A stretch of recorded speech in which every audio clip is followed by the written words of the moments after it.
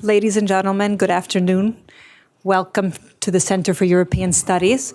I'm Elaine Papoulias. I'm the executive director here at CES, as we like to call the Center for European Studies. And it's really a pleasure and an honor to convene this distinguished group of scholars for the Ozine Forum on Modern Turkey. We are very fortunate here at CES that the Ozine Forum was established in 2015 by the family of Husnu Ozine in his honor to help us consider Turkey and its relations with Europe and beyond. I don't want to take too much of your time because you've come to hear this distinguished panel. I just want to thank especially Kemal for coming up from Washington. Once again, he's been so generous over the years with sharing his time and his thoughts with this community. We've lost track of what number of your visit this is to Harvard.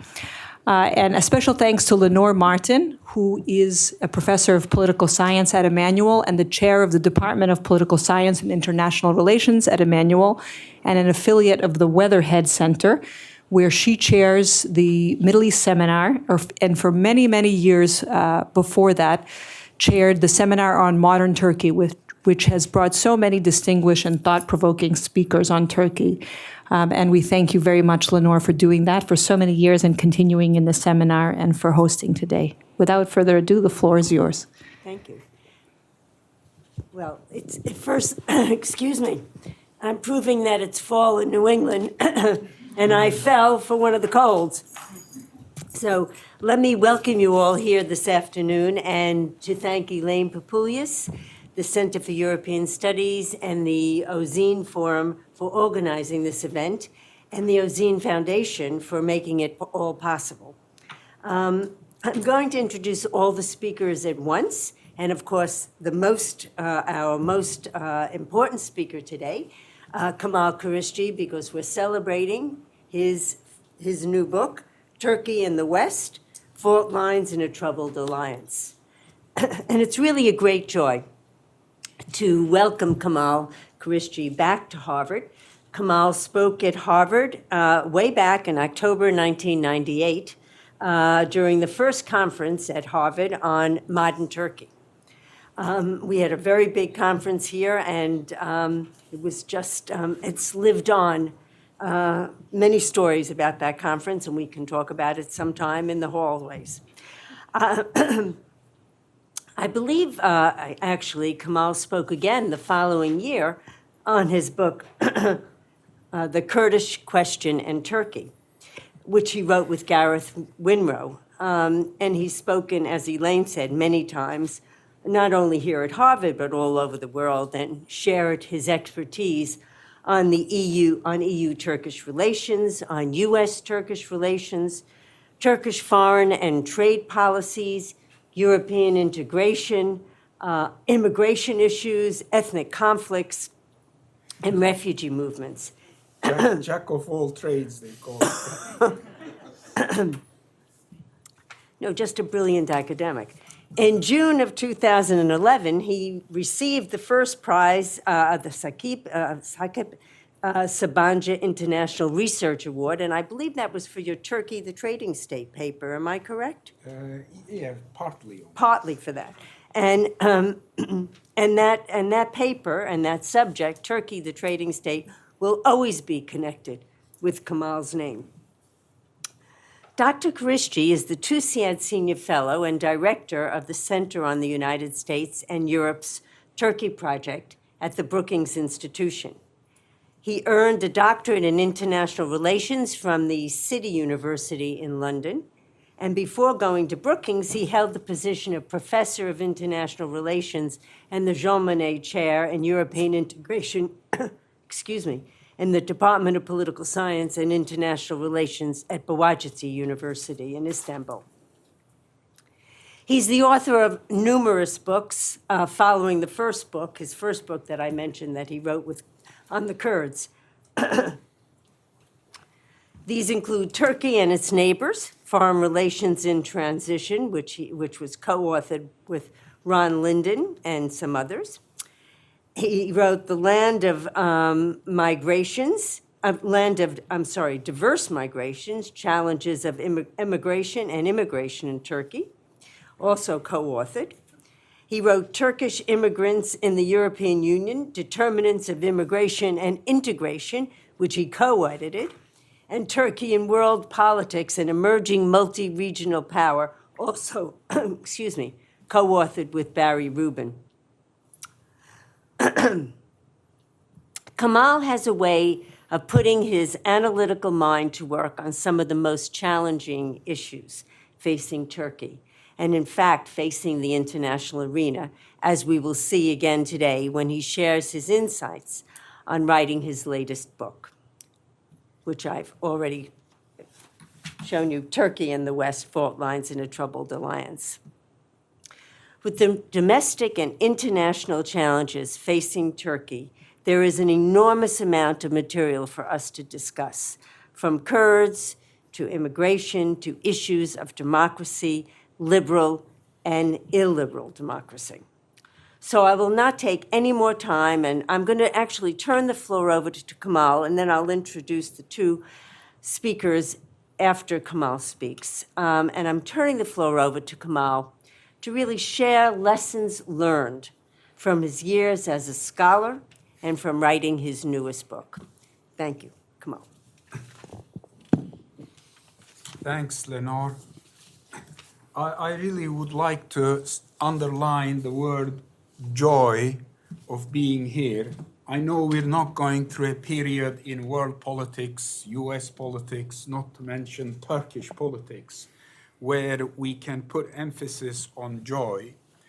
But coming here has been a 2 decades long joy.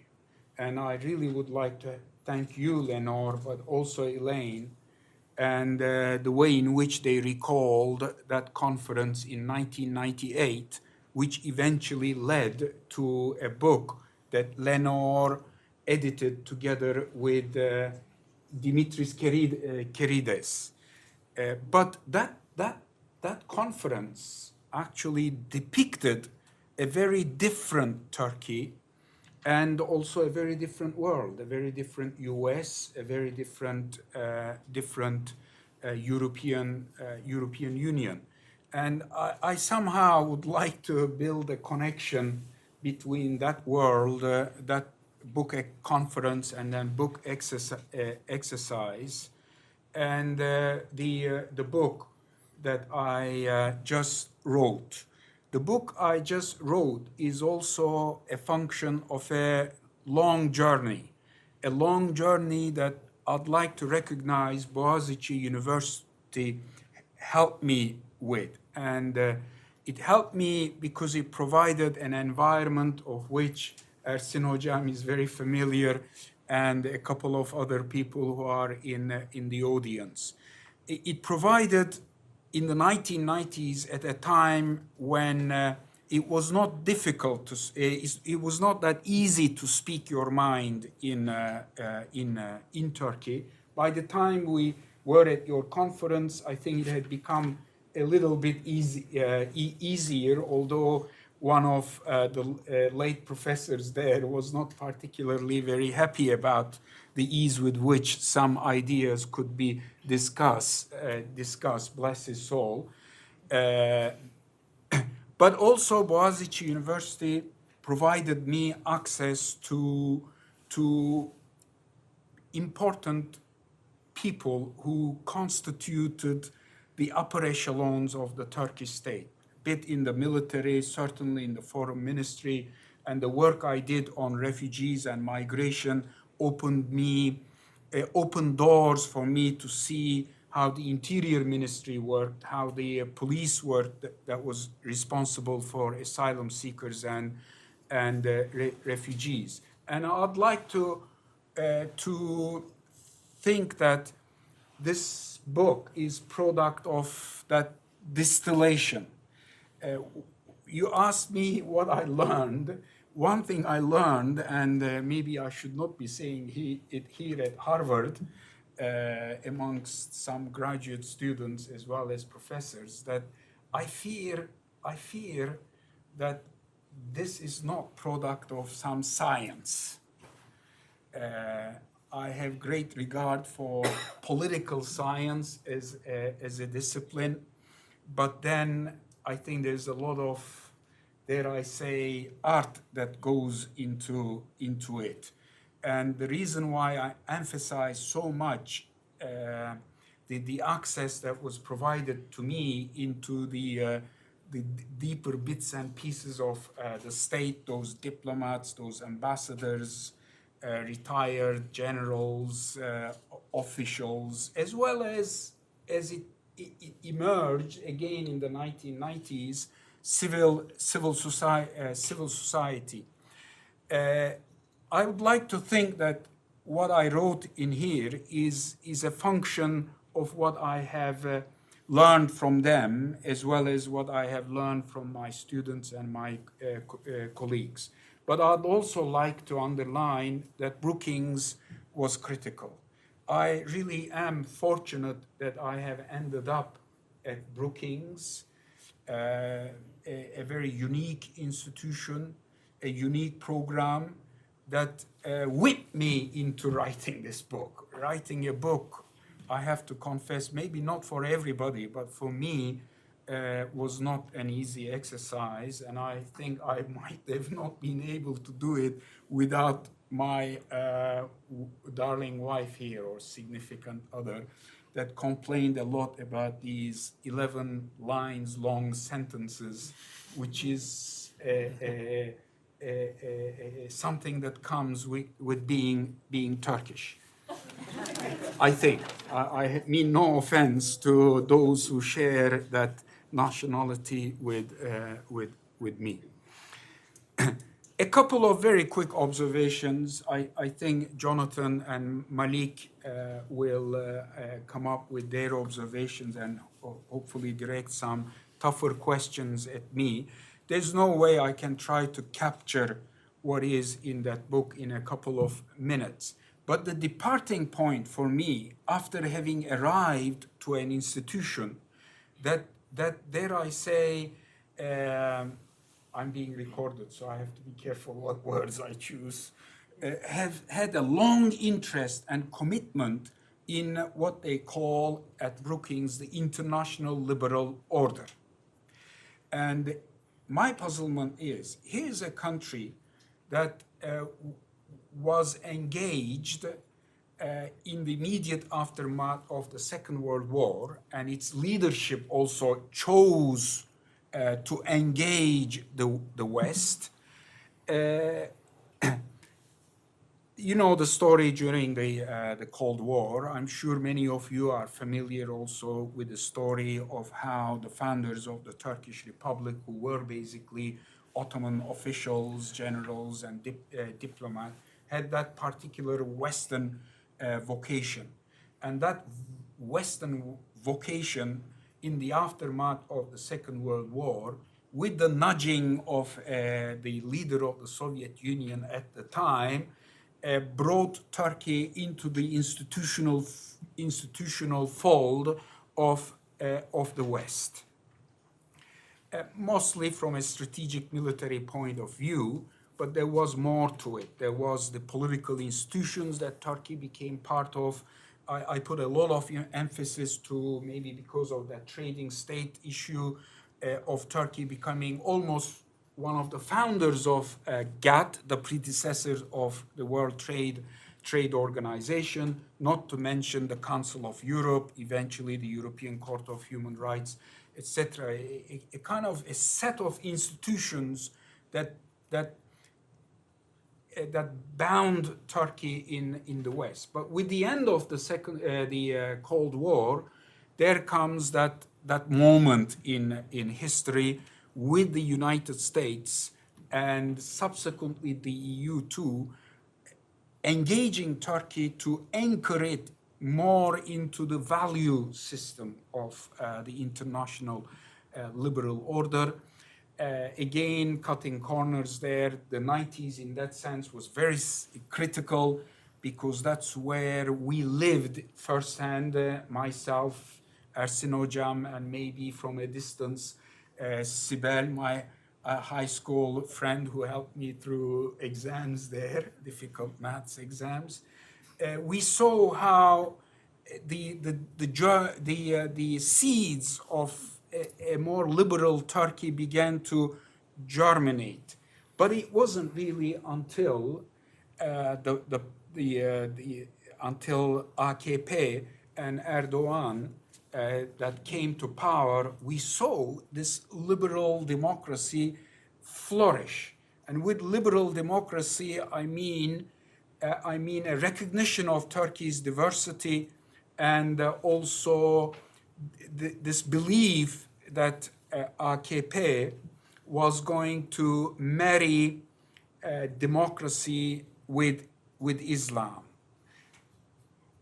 At the time, it seemed plausible, it seemed possible, but looking back at it, it looks more and more like a gigantic exercise that today is under serious challenge. Now coming to my question, here is all that effort from the inside and from the outside.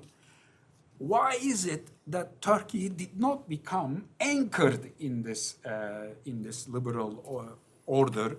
Why did it not remain the model it was presented as in the as late as 2012, 2013, if not even 2014? That is what drove the effort behind trying to put this book together and explain why it did not happen. There's a lot of detail in there, but what did I learn? I learned one crushing lesson that I think a lot of us here in this room are going through right now in the United States as well. That evolution or development towards liberal democracy is not a linear one. I may have been fallible, but going back to 2004, 2005, I think as late as 2011, 12, I happened to be an academic who really thought that this was it. Liberal democracy was going to grow its roots. And even though retrospectively there were all these signals coming that this was not going to be the case, you still hung on to it. And it did not happen. There was a massive U-turn.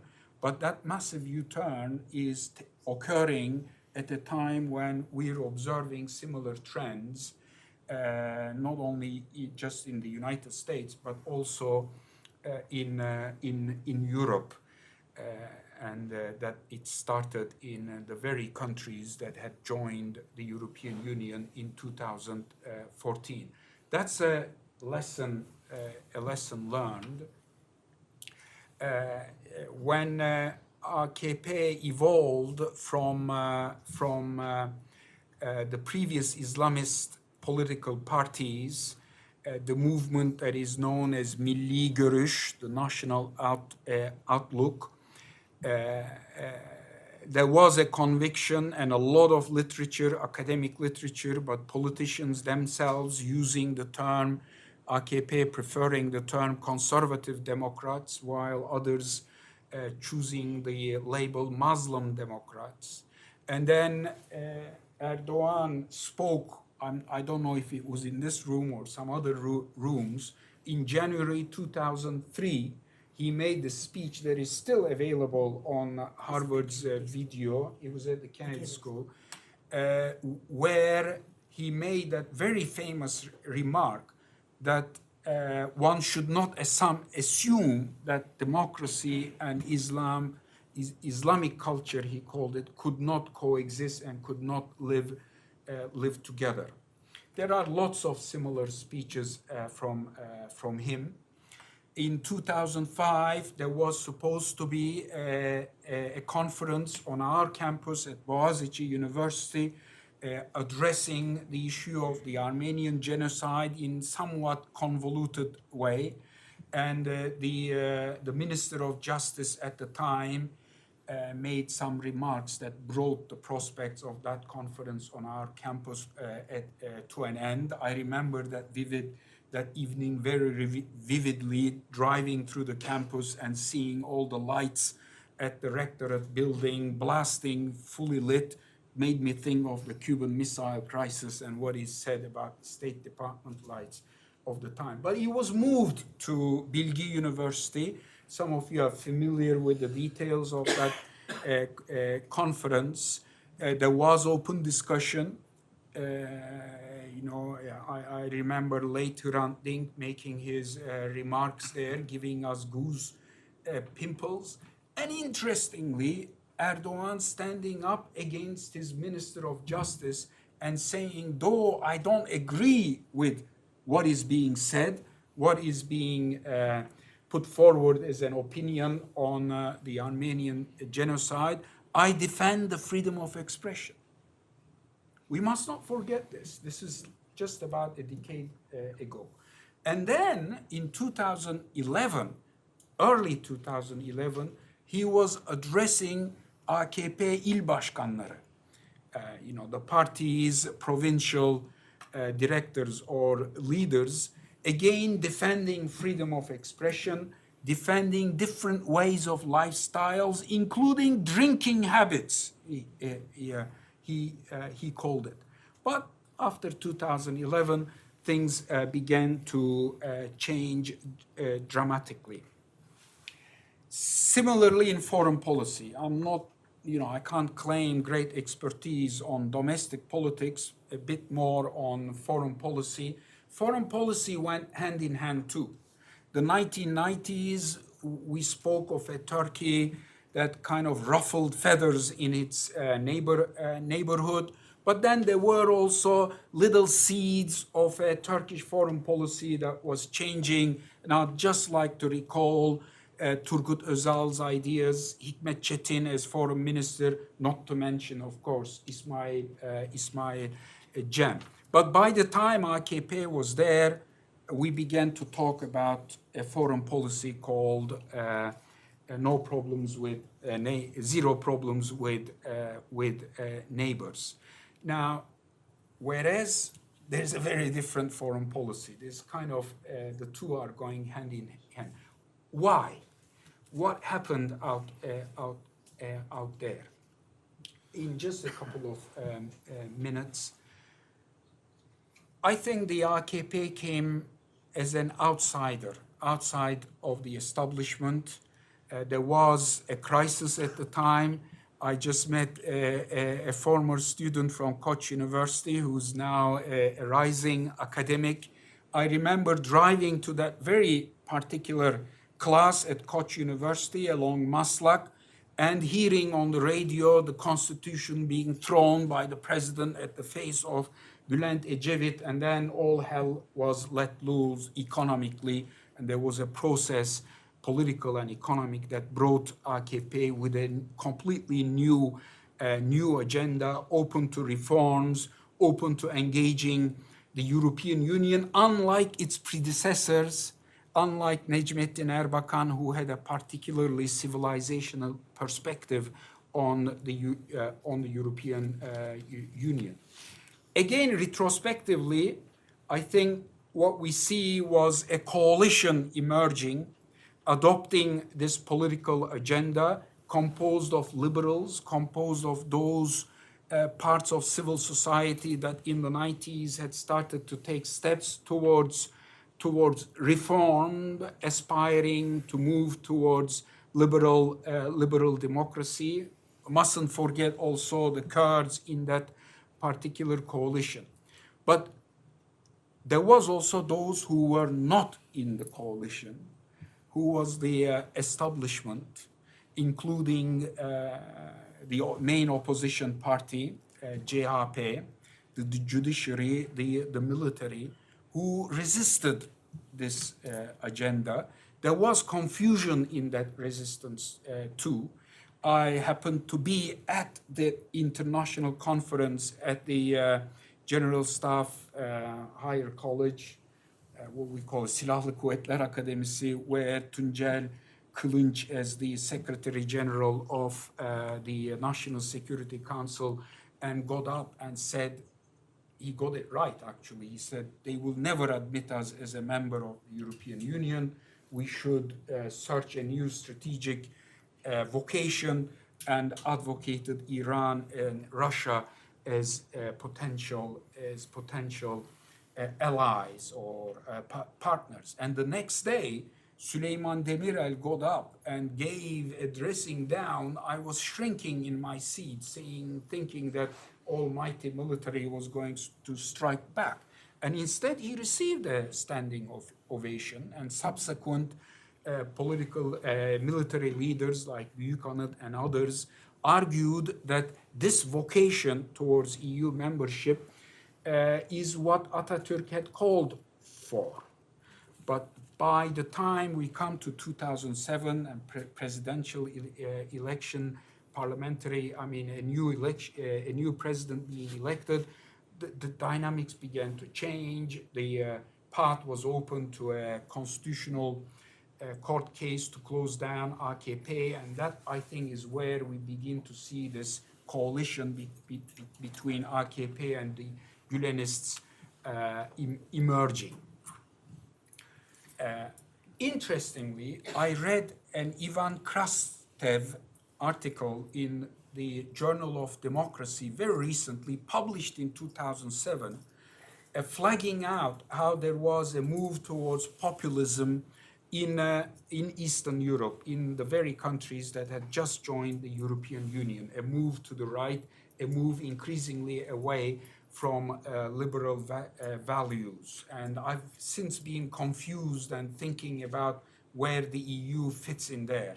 But it is also a time when there are changes in the European Union, when the international context is beginning to change. Those actors that had chosen to engage Turkey in that particular vocation were losing their upper hand.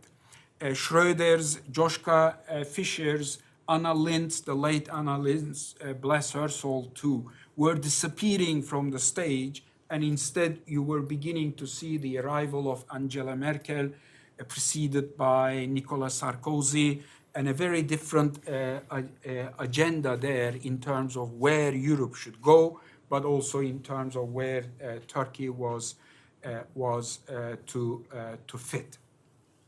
It is at that confluence, I think, where we begin to see the impact of political culture, in the sense that here we are in a country that experienced that taste of liberal democracy very briefly, but otherwise a political culture that is deeply conservative.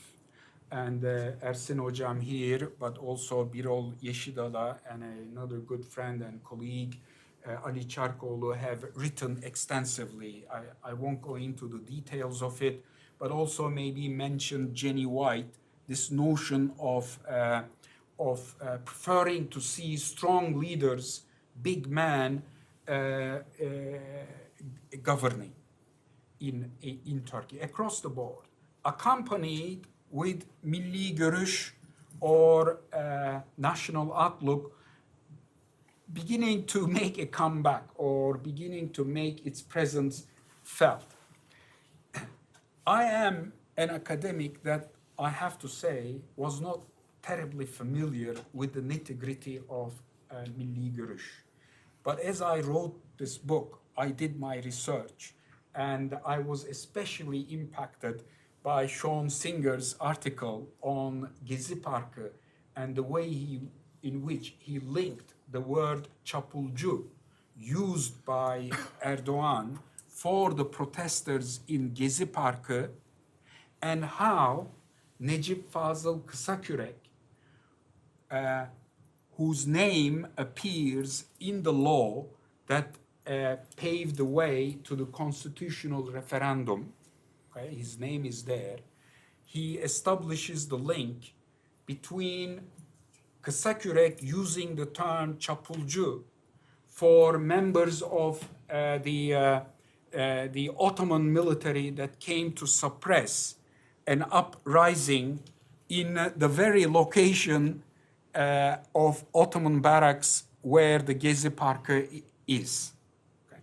And in the ranks of those, in the ranks of that Ottoman army unit was also İsmet İnönü and Atatürk, basically the founders of the Turkish Republic. And it's at that point how I came to recognize a huge conflict of worldview, a huge conflict of vocation, which I think we've been seeing its ramifications in the Turkish political scene, but also in the kind of language that the Turkish president has chosen to use when referring to the West and to Turkey's Western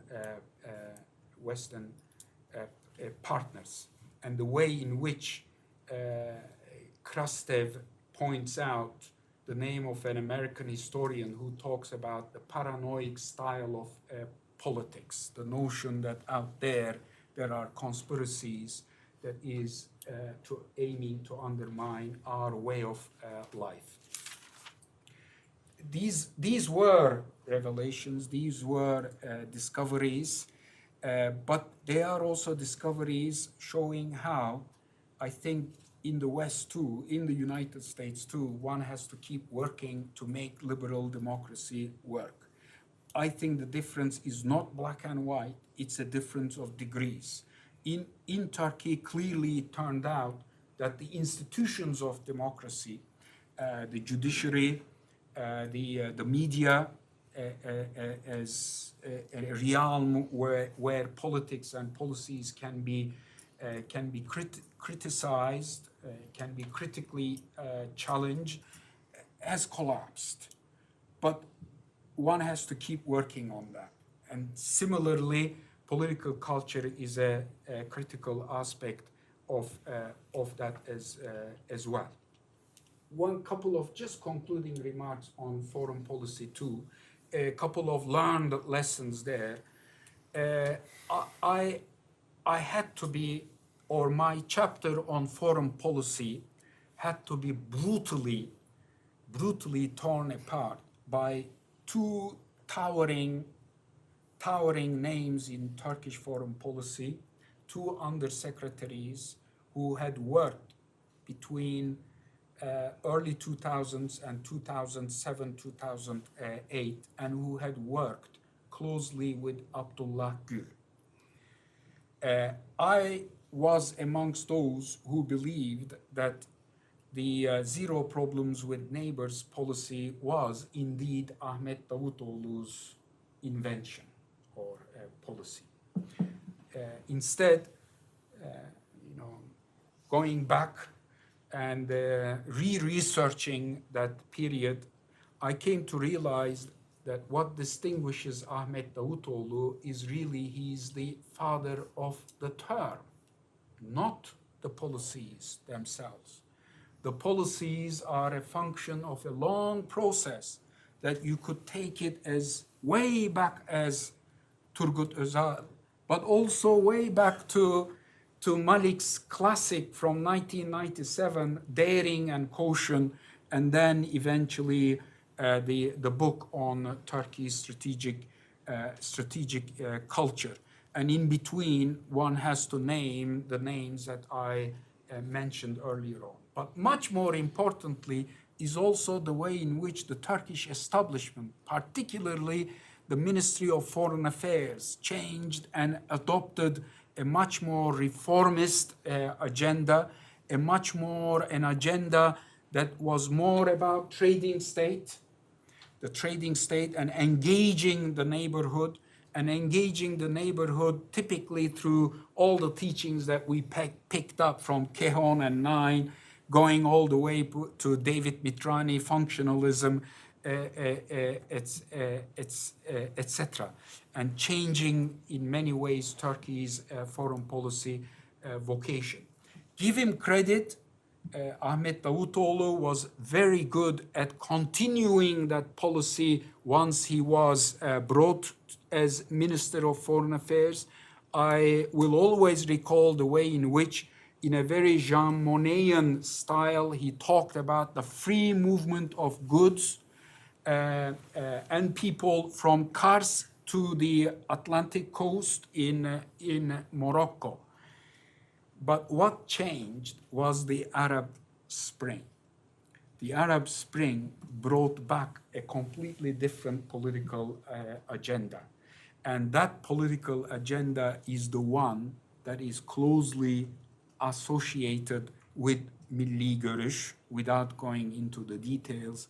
But I highly recommend you to go to Google, punch in Büyük Restorasyon, and then read Davutoğlu's speech in Diyarbakır in 2013, where he talks about the Arab Spring bringing about a new era in the Middle East, where the boundaries that were brought to the Middle East through a Western invention called nationalism and also Western colonialism, and that with the Arab Spring, one would be able to bring about the unity of the Ummah, and Turkey would be leading this. And this is the perspective through which I have come to understand Turkish politics, Turkish foreign policy,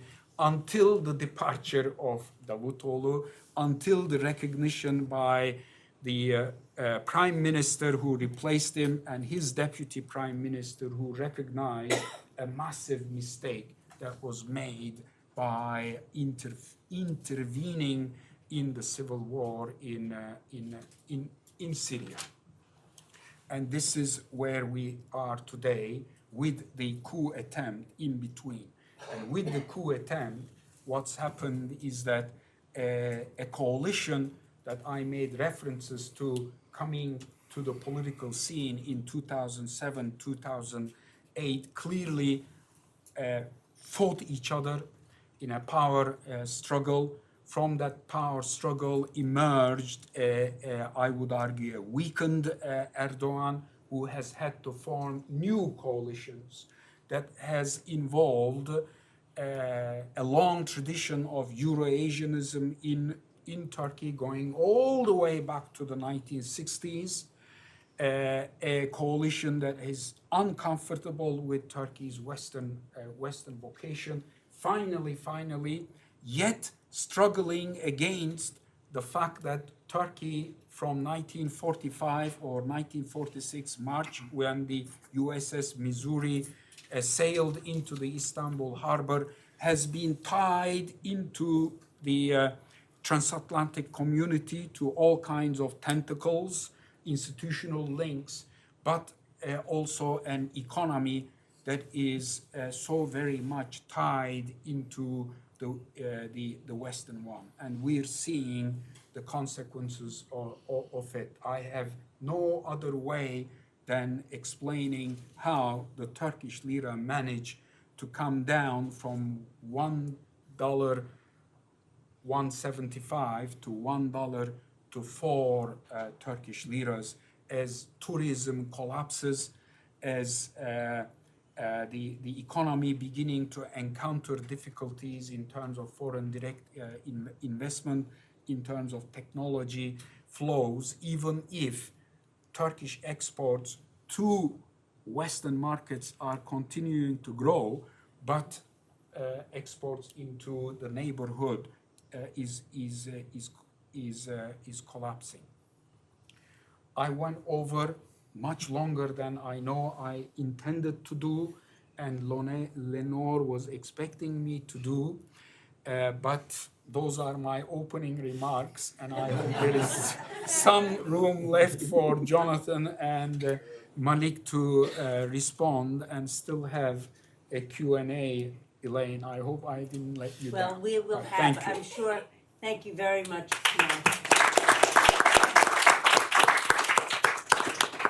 I'm sure that Jonathan and Malik will stick to their 10 minutes. And then we'll have plenty of time for you all to join the conversation.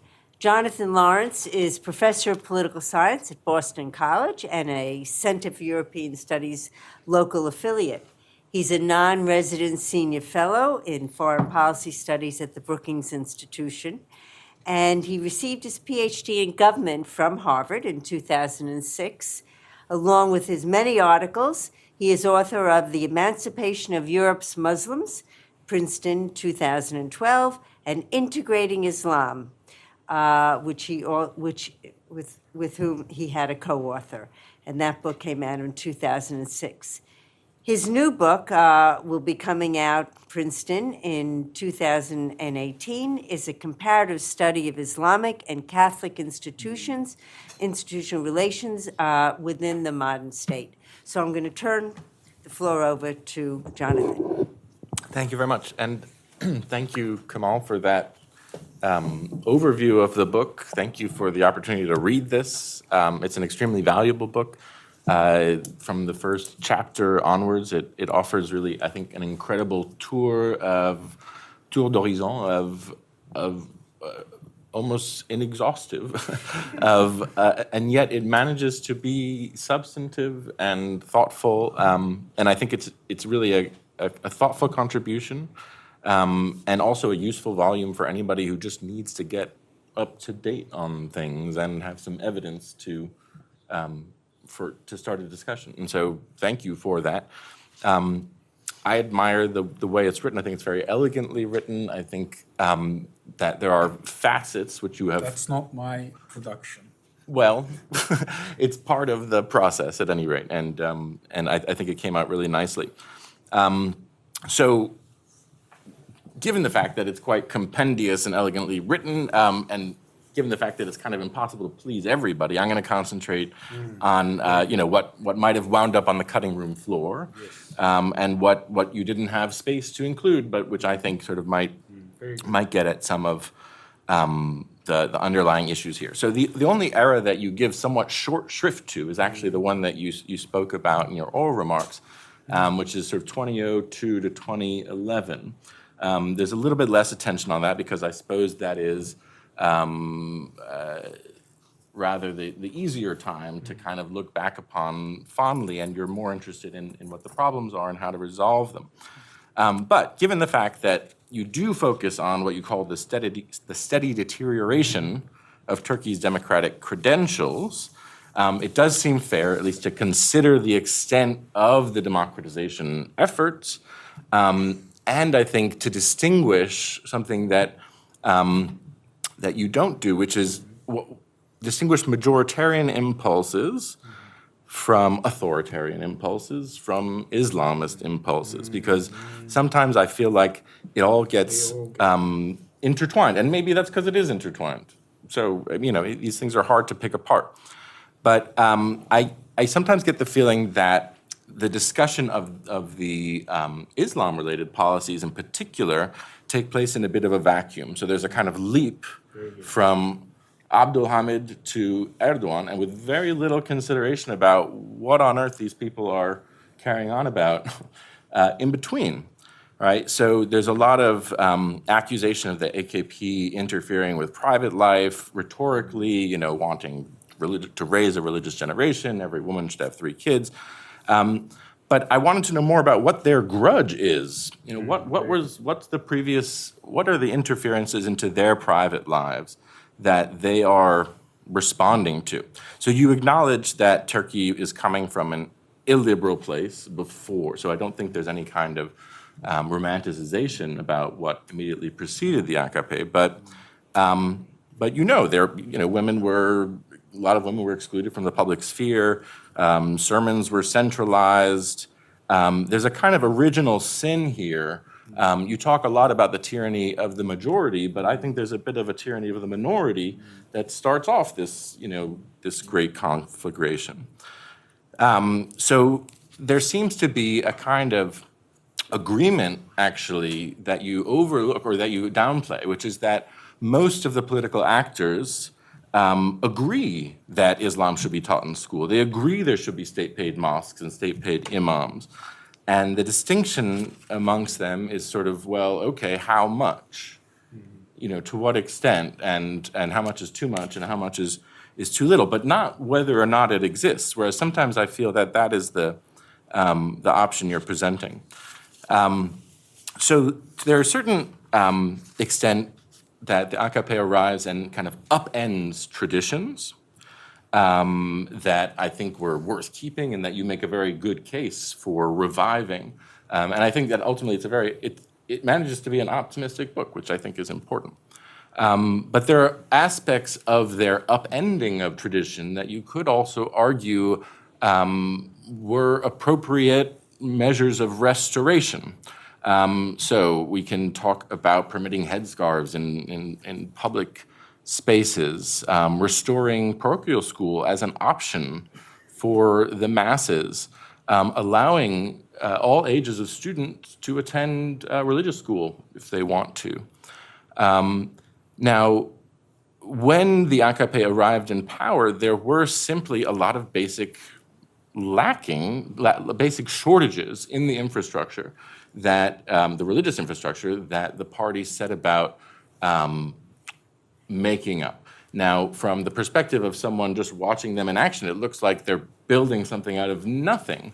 But in fact, they're rebuilding something, right? So you mentioned that there were only 60 or 90,000 Imam Hatip students in the late 90s. Yes, but 10 years before that, there were, 700,000, 800,000. How did we get from the 800,000 to the 90,000 to begin with? There were, I think, a quarter of all mosques that were just unstaffed before the AKP arrived. So there was, really just an open for the taking, if you like. There were very few Diyanet employees who had any formal religious education at all. I found a statistic that in the late 90s, fewer than 4% of Diyanet officers had any higher religious education. That has increased significantly. Now, Erdogan did build the last 17 to 20,000 mosques or so out of the 85 to 90,000 mosques, right? But if you look at the history of the Republic, he doesn't build them any faster or slower than anyone else. He is perhaps a bit more rhetorically insidious about insisting on where they be, right? So in schools and universities, this sort of thing. But if you look at the ratio of mosques per person, it was higher under the military government. So while he is obviously involved with these monumental projects in, his home neighborhood and in Gezi Park, et cetera, I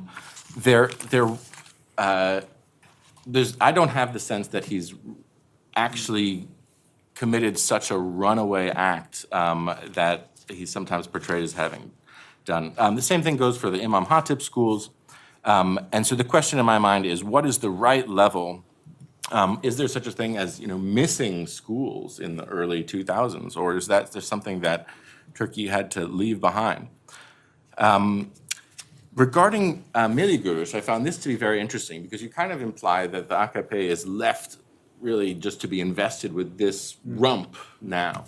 But they're extremely critical of the Islam policies of this government. And they have been throughout, which they see everything from Gomez's Hadith project to be a kind of really dilution of moderate Islam, which is kind of being used to please Europeans.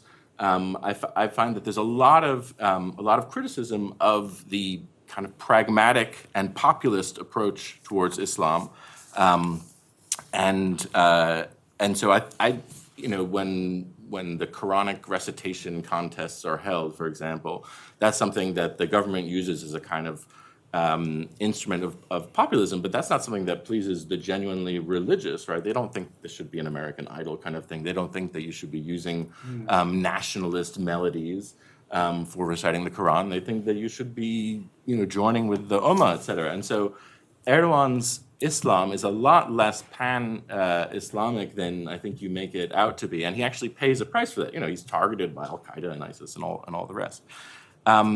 On gender, also, I think this is something that doesn't come up very much, but there are a lot of areas where the AKP has been surprisingly inclusive of women, right? And this is something that I think needs to be acknowledged or addressed in some fashion.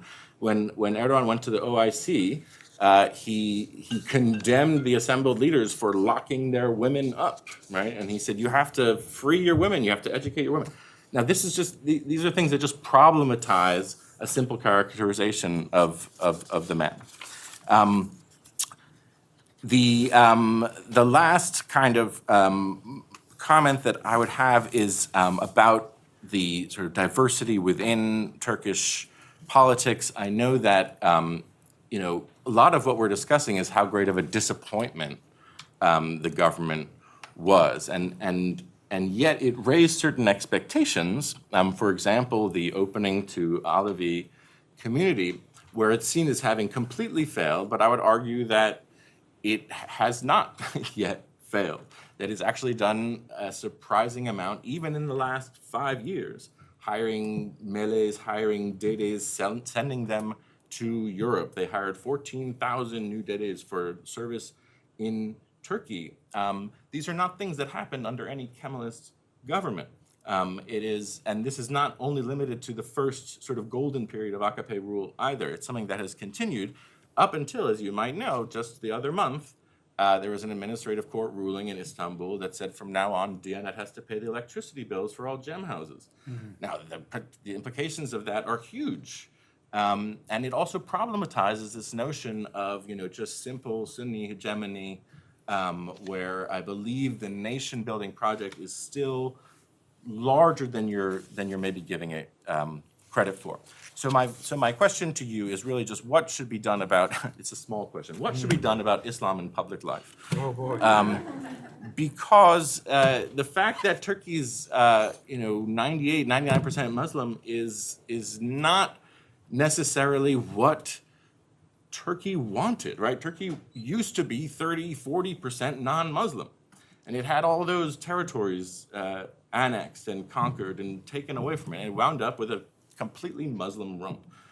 And I still don't understand what they're supposed to do with that, whether they're allowed to kind of live that religion or not. I hope there's someone here who can write the book on it. I'll stop. Thanks. Thank you very much, Jonathan. And Malik Mufti is professor at the Department of Political Science at Tufts University, where he teaches courses on international relations and the politics of the Middle East. He received his PhD and MA right here at Harvard. He also received an MA from Yale and a BA from Middlebury College. He's the author of Sovereign Creations, Pan-Arabism, and Political Order in Syria and Iraq, and also, as Dr. Christie mentioned, Daring and Caution in Turkish Strategic Culture, Republic at Sea. He's written a number of other shorter pieces on domestic politics and international relations and political thought in the Near East. And right now is working, I'm not going to name all of those, I want to save the time for you all, but I think it's nice to mention that he's currently working on a research project on realism in Islamic political thought. He's a recipient of the Lillian and Joseph Liebner Award for Distinguished Teaching and Advising as well. So I turn the floor over to Malik Mufti. Thank you, Lenore. It's a pleasure for me as well to be here and to celebrate Kemal's new book. I actually have a blurb on the back of it, so I won't repeat all the very positive things I have to say about it. Kemal is a friend that he's indicated that I've known for many, many years, even before that 1998 conference, which was so memorable for all of us. I've learned a lot from him. I would consider him maybe the premier analyst at this point of the ups and downs of the liberalization project in Turkey. I think that's what I want to focus my comments on in this short period, this question of what happened with this kind of liberal promise. So you're suggesting that there was indeed this initial early golden phase of liberal opening under the AK Party. It lasted from 2002 until, estimates always vary, but let's say 2010, 11, something like that maybe. The reasons for that, I think you cover very, very excellently. You're the main authority on that subject, all the structural factors, the development of the Turkish economy, the development of the Turkish society and polity as well, that necessitated structural adjustments in the way the country is organized.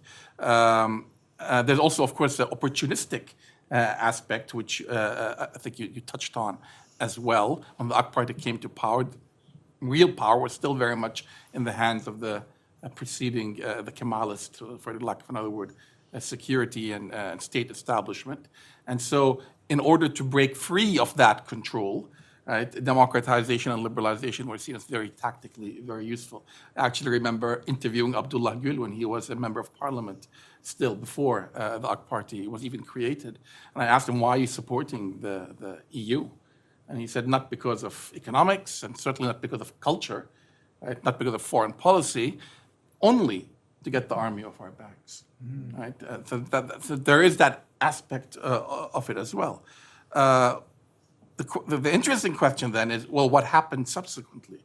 What happened in the last 4, 5, 7 years, right? I think Professor Lawrence is very right to say that this can be exaggerated, the magnitude of this shift. But I don't think it can be denied that there is that the liberalization project has stalled in some serious way in Turkey either in these past few years. And the reasons for that, I think, are important. They're what are going to preoccupy us who are interested in that country for a number of years to come. You mention among your explanations political culture. There's always this, always legacy of conspiratorialism, authoritarianism, et cetera, that you can tap into. And surely, like we all know at this point, that of course political culture is an important element in explaining any kind of major political phenomenon, but it's a constant variable. It's not something that really changes. It has a limited, I think, explanatory value in that sense to explain something like a shift that happens. Right? If there is a change, it wasn't due to political culture, whatever that else it might be. The obstructionist, rejectionist attitude of the Europeans and the EU, I think, I'm sure, an extremely important factor as well. It certainly didn't help in any way, and it just provided ammunition for those who are looking for a turn in the other direction. A third reason you give is this kind of Davutoglu neo-Ottomanism turn after about 2009. And I think 2009 is an important year, 8, 9, because that's pretty much when the AK Party seized the initiative in policymaking in foreign and security policy. Until then, it was really still the army that was in charge of important dossiers like the Kurdish issue, the Iraq issue, and so on. So there was indeed this turn in 2009 away from zero problems. And as you say, I think you're right, zero problems was also an opportunistic phenomenon in the sense that the AK Party is still trying to consolidate power at home. It doesn't even have the energy to expend on foreign policy. It doesn't need crises that will divert from the democratization and read anti-military dynamic at home. And in any case, it's not in a position yet to set foreign policy. Once they really do have that opportunity after 2009, we see this dramatic turn towards this Davutoglu vision, büyük restorasyon. Right? I just don't see how this is an explanation for a shift away from the liberalizing, or at least opening, kind of more inclusive approach of the earlier years. What was that foreign policy of the AK Party in those years? To support elections and democracy in the Middle East. How is this a move away from democracy? It wasn't the Turks, it wasn't Davutoglu who abandoned the push for democratization in the Middle East. It was the United States, against the objections of Davutoglu and the Turkish government. There's all kinds of nuances here that we can get into subsequently. But it seems to me that that would be the last place I would look for an explanation for an anti-liberal turn. I don't think it was liberally driven. I think you're right. There's a lot of philosophical background behind that idea of the Great Restoration. But it is not, it seems to me, not only not inimical to, but potentially quite compatible with a liberalizing approach. Free borders, free trade, a free mobility of people, right? Democracy, integration. You could read these in more than one way, right? But it seems to me, I think, a little bit unfair to lay the blame on that kind of foreign policy. What happened since Davutoğlu's fall, since in the last 2 or 3 years, I'm not sure it's a return to milli It's something, and it's no longer the Davutoğlu vision either. I think it's really the collapse of any kind of coherent foreign policy at this point. I don't think it's pragmatism either. It seems to me, if anything, like a return to the pre-AK Party period, a kind of nationalistic, we're just going into Syria and Iraq for no reason other than to smash the terrorists, suppress. There's no broader vision than that. It's now a reactive kind of foreign policy as it used to be before. So what, do I have anything myself to add in terms of, by way of explanation then to this, the failure of this initial phase of liberalization of the AK Party? First, let me say that I completely agree with you on this issue of taking a longer term. We get very easily seduced by daily events, momentary events, into thinking this is the end of something or the start of something.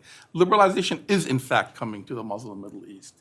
It is coming as surely as it was coming in the United States when Tocqueville wrote about it, as surely as it was coming to Europe in the 1848 revolutions, even though there would be a period of half a century of reaction that would follow. Right? It is coming, but it's going to come in decades when it comes. It's not going to be a quick thing, and it's going to be a lot of ups and downs in the meantime. What I think we see here, what I would like to add as a suggestion to this argument, is a philosophical failure on the part of the AK Party intellectual leadership, to recognize what liberalism is and what approach it should take towards how we should react to it. What challenges does liberalism offer? What opportunities does liberalism offer? Will it be possible to take advantage of the opportunities while avoiding some of the more problematic aspects of it? This is an important question that I think that they haven't even begun to address. And this was driven home to me by the Gezi Park protest, which, like as everybody else has mentioned, seemed to have been an important turning point. What were they? Who was attacking the government in those protests? The government believed it was the old enemies, right? The Kemalists, the military agents, foreign masterminds, whoever it is that's trying to bring down the AK Party, the old powers, the old enemies are at work again. That's what they believed. And they were, in fact, half right. Not everybody who was protesting cared about trees or the environment or the oxygen level in the sky. There were those elements that the AK Party worried about. But they weren't all that. And this idea was driven home to me by an anecdote I was told. Somebody I know drove young people to these demonstrations. He himself was a hardline, old-style Kemalist, and he told me he would tell these young students, don't give a quarter when you're fighting them. Kill those guys. Right? And he said they looked at me like I was crazy. They didn't want to kill policemen. They wanted to save the trees. Those two elements, the truly emerging, I think, liberal element that was there, was completely, the government was blind to, didn't know how to deal with, to address it in any way, other than to call them çapulcu. Right? And I think that's a problem that the AK Party is going to have to, or whoever succeeds it, is going to have to deal with in the future. Because this issue of how to negotiate a balance between one's cultural heritage, one's Islamic cultural heritage, which is the culture of the country, right? With a more open, inclusive, democratic system, that's a complicated issue that I think we're not anywhere close to addressing yet. Okay, I'll stop there. Thank you very much, Malik. And we've had a very rich panel here. We have 20 minutes for questions because I gave all kinds of motions to Malik saying, I know you're contributing so much, but we need to open it up. So I will call on you, and please, Ersin. Thank you very much. My name is Ersin Kalaycıoğlu. I'm from Sabancı University, visiting at the CMES here, Center for Middle Eastern Studies, for this term. I am one of those who have not had a chance to read the book.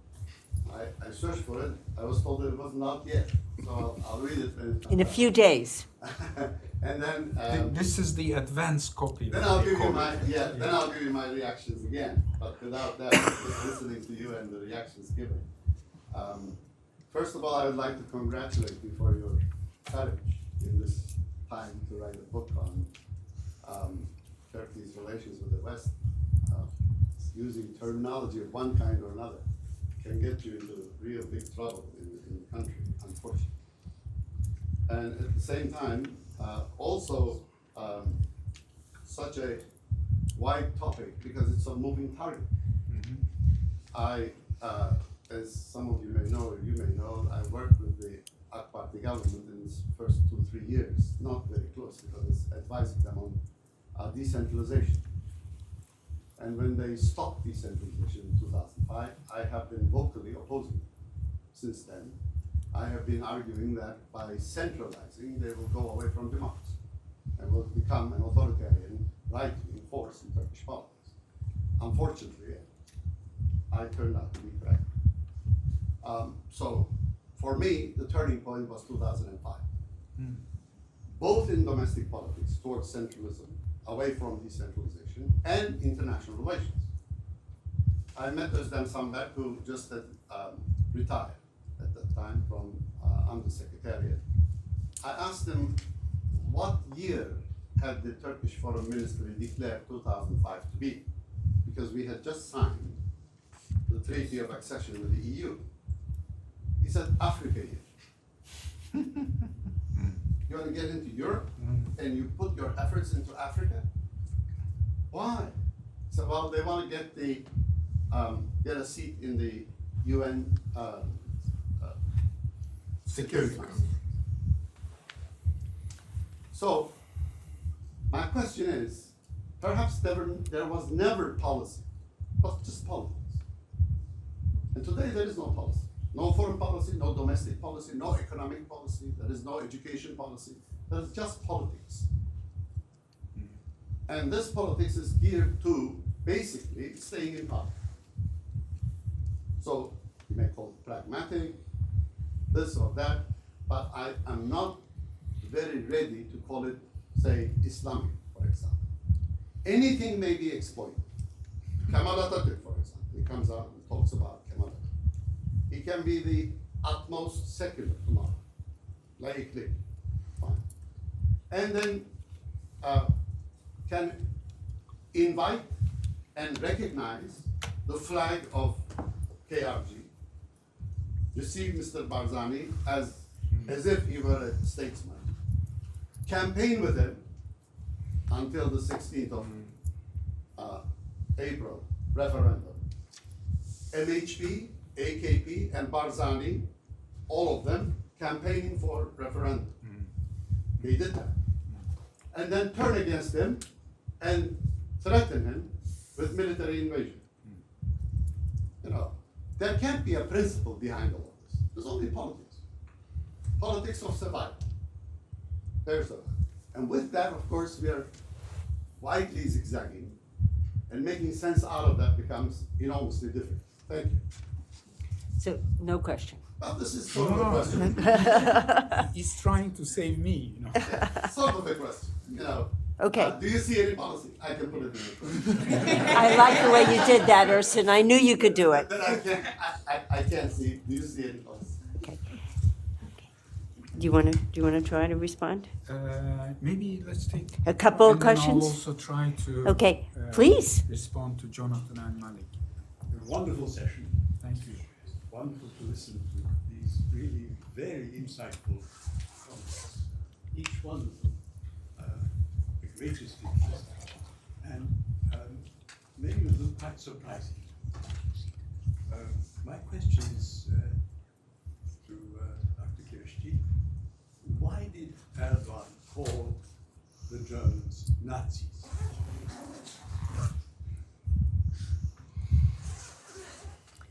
You want to take a third one? Yeah. And we'll have another question, please. Jakub Wódka, I'm from the Polish Academy of Sciences here with the Weatherhead Center. I have a question about on the future of EU-Turkey relations, but within the context of differentiated integration dynamics in the EU.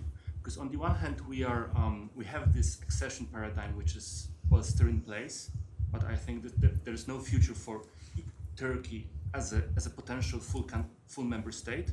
But on the other hand, we have like the strategic partnership, we have the high-level political dialogue.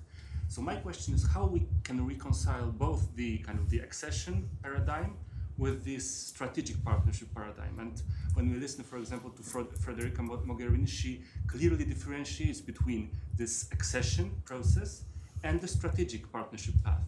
So my question is whether there is a willingness on the part of the Turkish political elite to switch from this full accession path towards a more sectorial-based strategic partnership or whatever we call it. Thank you. Well, that gives us three Okay, really yes. good questions. We have Jacob's question, Nora's question, Ursin's question. So,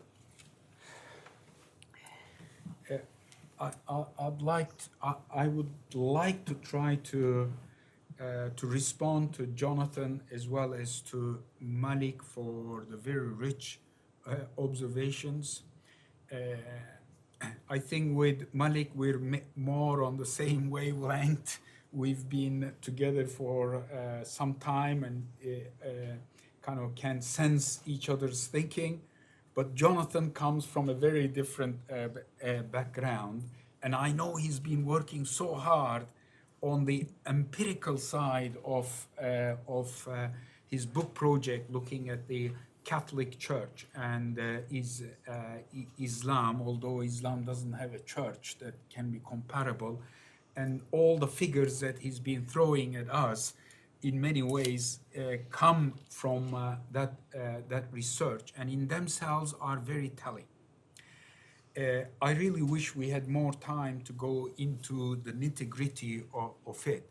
But Malik's final observation, I think in some ways, read what I had in mind as how I would respond to you, Jonathan, when he made this reference, how to negotiate that balance between Islam and liberal values. And as I listened to you, I couldn't help but think of the following challenge that I think Turkey has faced since the Republic in many ways. And that's the challenge between a politics that tries to advance the rights of the individual as an individual, and as an Alevi, as a Sunni, LGDP, supporter of JRP, Kemalist, academic, in that sense of the word, the individual. And the individual subsumed in a community, be it Jamaat or be it the nation. And what AKP, I thought, gave us was a very distinct period when I think the individual was coming to the forefront. You made references to women, for example.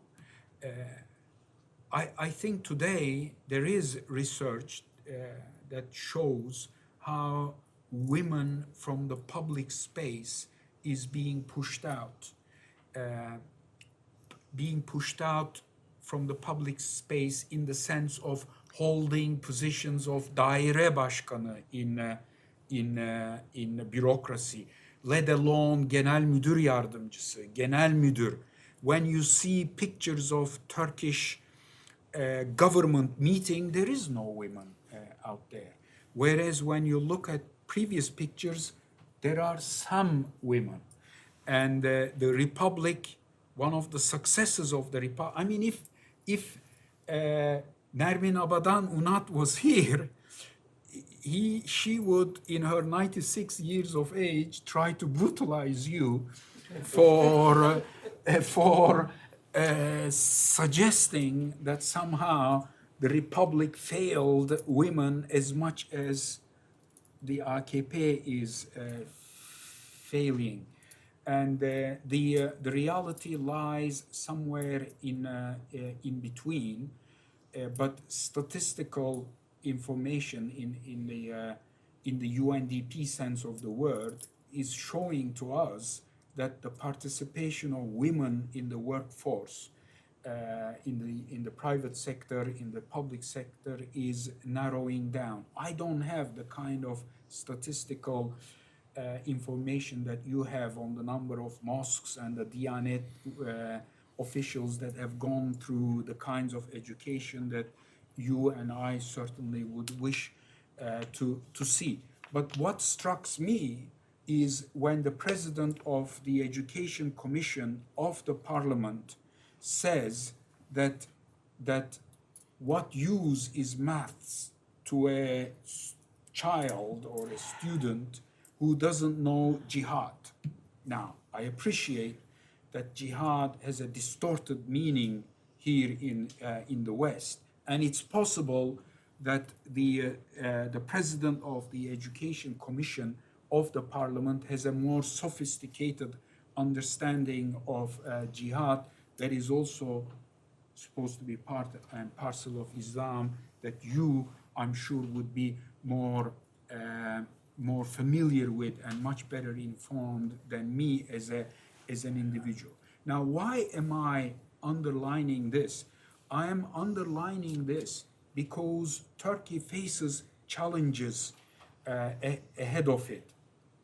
Challenges in terms of its economy, in terms of adapting to technology. This country is facing challenges in terms of that chunk that ended up voting for Trump, because the new digital economy is leaving out a lot of people from participating in this booming economy. Turkey faces that too, and I am, rightly, wrongly, seeing that the policies that the government is adopting is failing to address these challenges, and that emphasis is increasingly put on what Erdogan has called bringing up a pious generation. And that piousness is the piousness that they are defining, unlike the Catholic Church. There is no authority that's going to define it for themselves. I'd like to come back to where I started, from the point that I think still the challenge is between finding that balance that Malik made references to, but that balance where the individual and the rights of the individual is emphasized, as much as it may be a woman, an LGBT, a young kid, or a retiring person. That's how I could attempt to address the very tough questions that you have raised with me, especially the very last one. What should be done about Islam in the public space and politics? I happen to be at an institution where there is Shadi Hamid, who is churning out his publication, and I also am proud to have Mustafa Akyol as a former student. And very recently, I watched them at a debate on Islam, the U.S. Islamic Forum of Brookings, trying to address these issues, and they failed. But next to them was sitting a serving member of the Tunisian party for El Nahda. It was a covered lady, and she apologized for her English, arguing that French was her primary language of expression. But what I thought was an English more sophisticated than me came up with the best defense of individual rights. And I can invite you to look it up from Brookings' website and listen to it. Now, if an El Nahda member of the parliament in Tunisia can develop such a sophisticated and nuanced understanding of individual the individual and the place of the individual in politics, I would like to sustain and maintain some hope that within Islam it's possible to come to strike the balance that Malik made references to. And we in Turkey, maybe Ersin Hoca by 2005 he'd let go of it, but well into 2009, 10, 11, we thought that Erdogan and some of the people around him were going to do that. And I made references to coalitions. The early coalitions, I think, did have Muslim Democrats. I did meet them. There I mentioned the name of Yaşar Yakış or Mehmet Aydın, a theologian from Edinburgh University. The way in which they would carry themselves in social occasions was enough to demonstrate that this is possible and it could be achieved.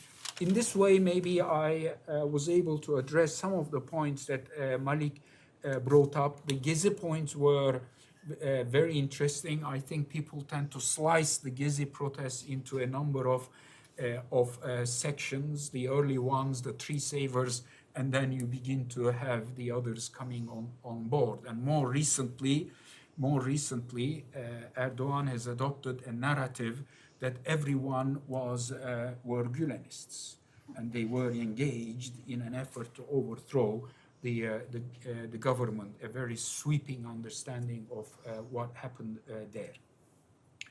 The German Nazis, I think you will appreciate that threw me off balance too, but I think What's entirely wrong? I think he was wrong.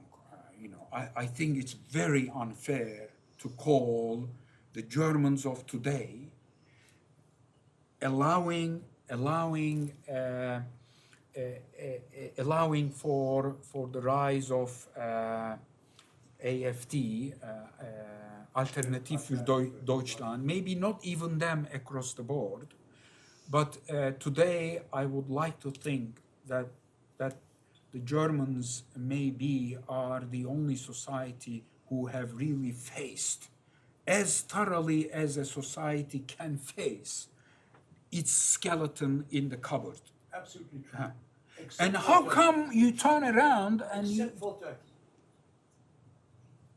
the skeletons? I'm not sure. I may disagree on whether we have faced our skeletons in the cupboard. I think, give them credit, under AKP, Turkey did try to face its skeletons in the cupboard. That did not last very long, and those who opened that website about apologizing for what had happened to the Armenian community in the Ottoman times, that website has been hacked. Try to access it, and you will see there's something very different going on. Speculating on what happened, I think I would refer to the remark that Krasnev has picked up from that historian to do with this paranoid politics and looking for conspiracies everywhere to mobilize the public opinion there. The question from Poland there, it's a question that would take a lot of my time, but I think we have entered a period where we need to save the very basic relationship between the European Union and Turkey. With the basic, I'm referring to, let alone upgrading the customs union, but maintaining the customs union and maintaining a decent movement of people between Turkey and the European Union. Do you see a policy? I agree with you, Ersin Hocam. It's wide zigzagging, but I would like to believe that by the late 1990s, there was a vision that was developing in Turkey, in the state apparatus, in the public, in civil society, a little bit maybe in political parties, and that vision became most visible, most tangible in 2002, 3, 4, 5. Yes, Year of Africa. I don't personally see a major conflict there, to be honest, but 2006, 2007 there, and then you begin to see that policy, the way you nicely put it, transforming itself into a politics of the ugliest kind, the politics of survival, as you've put it, and as others have made references to. Well, thank you very much for a very invigorating afternoon, all three of you, and especially Kamal for writing the book that we're all looking forward to reading. And I also want to thank again Elaine and the Center for European Studies for having us, and for all of you who had questions. I'm sure Dr. Karishchi would be more than happy to entertain them for a little bit after the panel. And I also, because education has come up a couple of times in this hour and a half, I do want to say that we are having Dr. Ahmed Ajar, who is the rector of Middle East Technical University. Those of you who from Turkey know how strong a university it is, a major research university with international standing. Anyhow, Ahmed Ajar really managed to steer that university beautifully between 2008 and 2016. He will be speaking on Wednesday over at the Weatherhead Center for International Affairs at the Middle East Seminar from 4 to 6, so I hope you'll join us then. Most of all, I hope you'll join together to thank the panel. Thank you.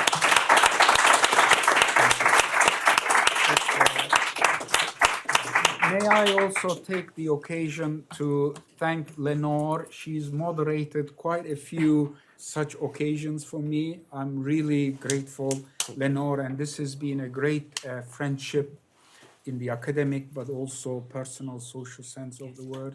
And I really would like to thank Elaine as well. We both, the three of us, have come a long way over 2 decades.